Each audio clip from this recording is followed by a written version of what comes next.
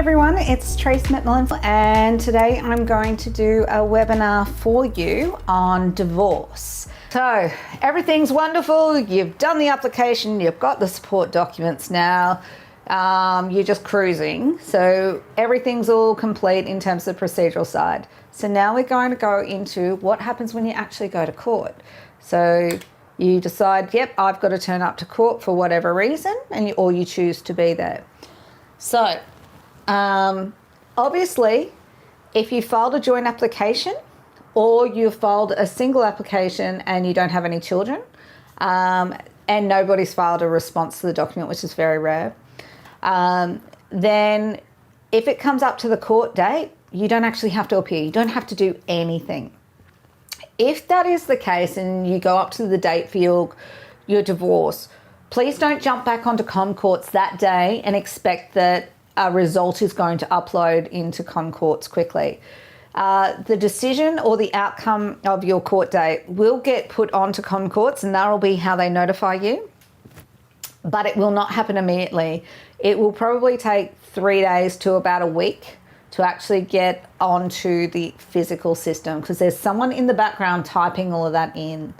It's not an automated process, unfortunately.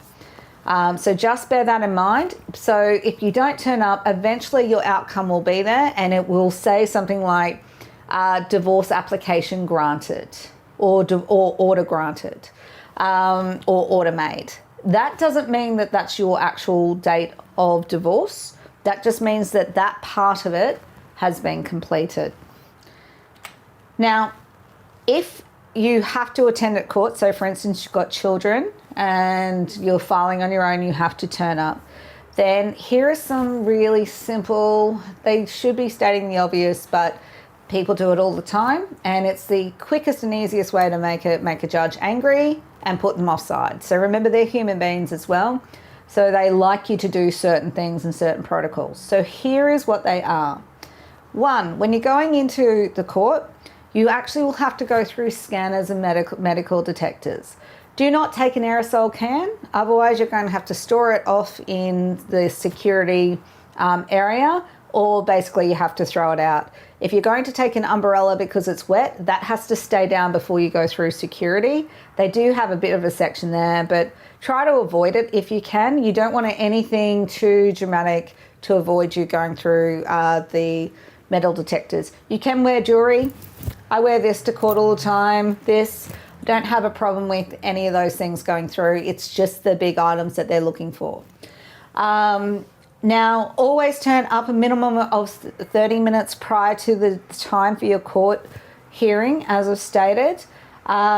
If you can, fill out an appearance slip. So it's a little piece of paper like this. You might see that there's a security desk somewhere on your floor, and they'll have a pile of them there. If not, when you go up to the bench, so the table in court when your matter gets called, go up there, you might see a pile of them there that you can fill out before you start talking. It just helps the judge to know exactly who you are and if you're being represented or not. Now, again, as I stressed before, do not be late. Do not be late and expect that you're going to have a good outcome. Do not be late and expect that a judge is not going to be mad as hell. All right? Dress appropriately. Do not wear tank tops. Do not wear thongs, flip-flops. Do not wear board shorts. Do not wear little singlets. I usually say to my clients, dress like you were going to go to church, or dress like you were going to go to a wedding without being completely over the top. It needs to be smart. It doesn't have to be ridiculously over the top, but it does have to be nice and presentable. You don't have to wear a suit. That's perfectly okay. But ladies, cover your arms, okay? The other thing is, I don't care how much a judge really riles you up in this process, don't backchat. If you backchat a judge, you have to be prepared for the consequences, which is either A, they're not going to give you what you want, B, they're going to order an issue of costs against you, or C, worst case, worse, they can actually have you done for contempt of court for being rude to a judge and put you in jail. Now, I know that there is a judge specifically in the Brisbane Registry who very much would do that just like that. So do not. They are there as a sign of respect. They expect that respect to be given by everyone who appears before them. Now, I also want you to say, when you're walking into a courtroom, if you turn up before or after a judge is already underway, for whatever reason, you've had to duck out of the courtroom and come back, etc. When you open up the door to go in, please nod your head and bow. You don't have to do this, okay? But you do have to do this. And that is a sign of respect of, I'm sorry I've interrupted you. You do not speak when you go into the courtroom. If you have to speak for whatever reason, you whisper so loud, so quiet that you can barely hear you, because a judge will stop everything they're doing to tell you to shut up or get out. Now, as you leave a courtroom as well, let's say your matter is finished and you're turning around to leave the court, what you would do is normally you wait at the court table until such time as the next matter is called up, unless the judge says, yes, you can go. But regardless of all of that, when you're walking out of the room, if a judge is still sitting up in his chair, you turn. When you get to the door, you turn and you nod before walking back out. Again, it's a sign of respect of, I apologize for opening the door and disrupting what's going on. Now, the most important thing out of all of that is you need to practice what you're going to say.